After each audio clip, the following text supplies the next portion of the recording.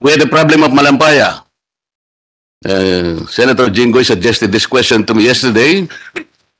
He said that do not forget to raise this question tomorrow because this is important. By the way, Mr. Secretary, I need to confide to you that even if I withdrew a senatorial candidate, this promise was made to the voting public when we were having our campaign with the President. And Senator Jingo Estrada is seated beside me. He knows this. And nung mag-withdraw ako, sabi ko sa kanya, bakit ka nag-withdraw kasi? Paano mong ipupurso itong sinasabi mong promise na ito? Alam mo ka ako, Jingoy, mag-withdraw ako dahil sa ayaw kong maging, kasi sa survey, nakikita ko number 2 lang ako, ayaw kong number 2. So pag nag-withdraw ako, siguradong number 1 si Robin, ikaw naman siguradong papasok ka dahil alam ko number 12 ka lang. Yun ang dahilan kaya ako nag-withdraw eh. But, kahit ako nag-withdraw, Mr. Secretary, talagang gusto kong mapurso ito because we really promised this to the voting public. Nakakahiya naman po kung hindi natin siseryosohin. Alam po ni Senator Jingo yun. Tingnan po ninyo yung Malampaya, Mr. Secretary. I am worried. I think... just intervention. I would like to thank Congressman Marcoleta for withdrawing. Otherwise, he would have been number 2. Thank you. Because you withdrew, I became number 2, sir. Thank you. Salamat po, Madam Chair. Malampaya, according to accounts, will be depleted by 2024. Tama po. The service contract will... Yeah, the service contract. But some say that it will probably go on up till 2027. What is your understanding about critical depletion? I think you are referring to the fact that it will be depleted to the extent that the gas can no longer be extracted. Yes, because there is a continuous depletion and you can no longer expect the volume and the pressure that will come in from the gas field. It will also mean technically continuing durations from the supply of the power plants that fed by this natural gas. You are worried, Mr. Secretary. Of course, Mr. Congressman. You have reasons to get worried because there are 5 plants dependent on natural gas. And these 5 plants, Madam Chair, constitute about 20% of our supply nationally. 30% in the Luzon grid. Am I correct? That's right, Madam. So we have all the reasons to worry because anytime this Malampaya gas field will come out without any warning. Do we have any contingency? That's why we have to act with dispatch on the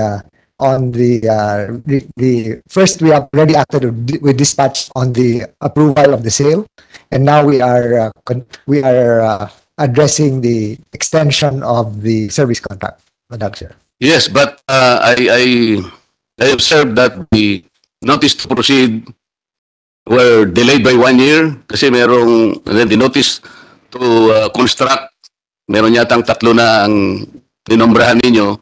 But please, I would advise the good secretary, Madam Chair, that if FGen is able to construct an LNG terminal, which is the only alternative because Malampaya, whether you like it or not, will be depleted sooner than later. Sana naman po, magkaroon tayo ng policy that FGen, considering that it has the anchor market because of the 4 plants operating using this natural gas, huwag sana ma-monopolize. You know what I mean? Because if there is monopoly, again, the price of electricity will be affected. From the beginning up to the last interpellation or question that I will raise, it will revolve around the price of electricity because this is the promise that we made. Hindi po ako magdi-deviate dyan, Mr. Secretary. Now, Madam Chair, we got so many undertakings and commitment, structural reforms and policies that the good Secretary has agreed to do. And in this way, I think he will not only be drawing the line between himself and the other agencies under his own supervision, probably control, but this will effectively make him cross the line in the name of serving the greater majority of our people. This is, I think, agreeable with us, Mr. Secretary.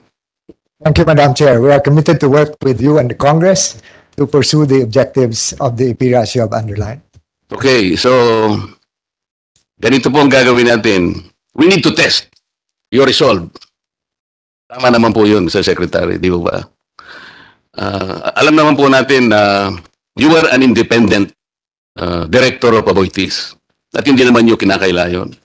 And I believe you can be more independent working for our people. You just said that you can make them unhappy. If that must be. Because you'll be serving a greater interest. Ngayon po, ang ERC is an appointee who came from Aboitiz. Ang PISAM is now headed by an appointee coming from Aboitiz. You came from Aboitiz somehow or affiliated.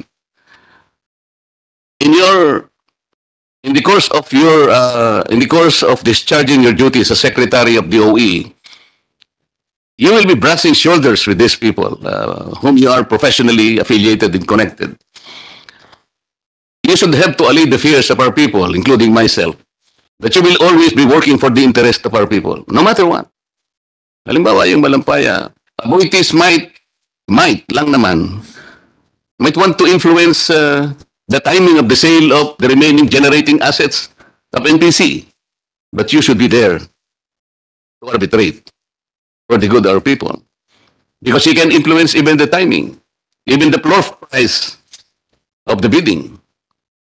Sabi ko nga yung NGCP, the reservation of the grid.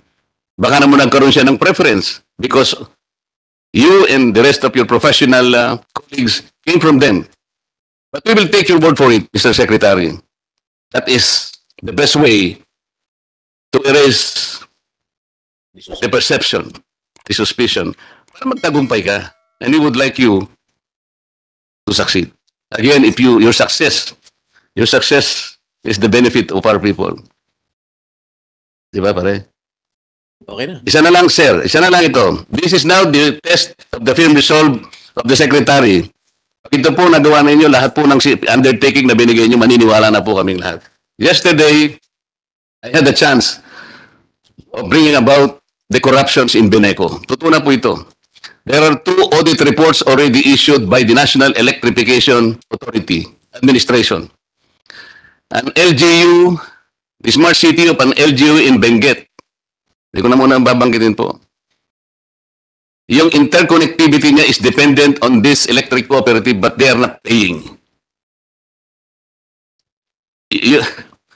Meron pong interloper. Somebody assumed the position even though there is already a general manager who was endorsed, confirmed, and finally elected by DINEA members arbitration board.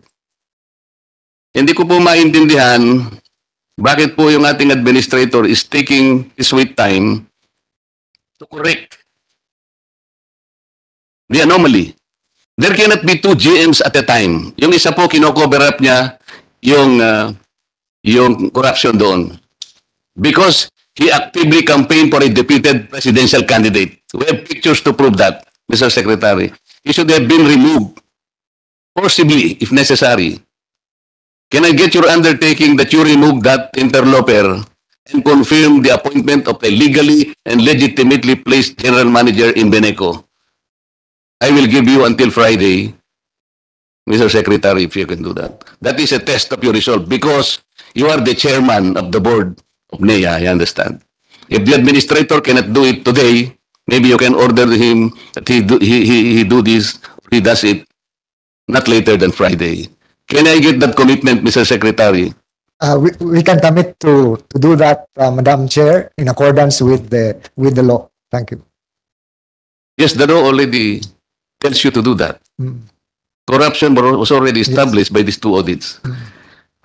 That interloper, that unauthorized general manager is now occupying the duty without any authority. Why can't NEA do something about it? The Commission on Appointments cannot remove that guy. But the DOE, through the NEA, can do it. So that is the law. He's unauthorized. He's an interloper. The corruptions have been established. Bumili ng sasakyan utilizing the omnibus credit with the certain bank. In my resolution 2 days ago, 3 days ago, I'm trying to subpoena even the bank's documents to prove that the reason that the supplier was not paid last March, April, and May because the fund was utilized to campaign for that defeated candidate. These are all established, Mr. Secretary. So, this is the question of resolve on your part. So that ako, bilang isa maniniwala na talagang yung undertaking and commitment that you have just given to me, talagang magagampanan natin. So I give you until Friday, Mr. Secretary, to please correct the anomaly in Beneco. And the people in Benguet might be hearing our hearing today. And you will be making them very, very happy. Can you commit, Mr. Secretary? Mr. Chair, Madam Chair, as also committed by the NEA administrator, we will address this particular issue. So, are we committed that he will be removed on Friday? As with law, yes, Madam Chair.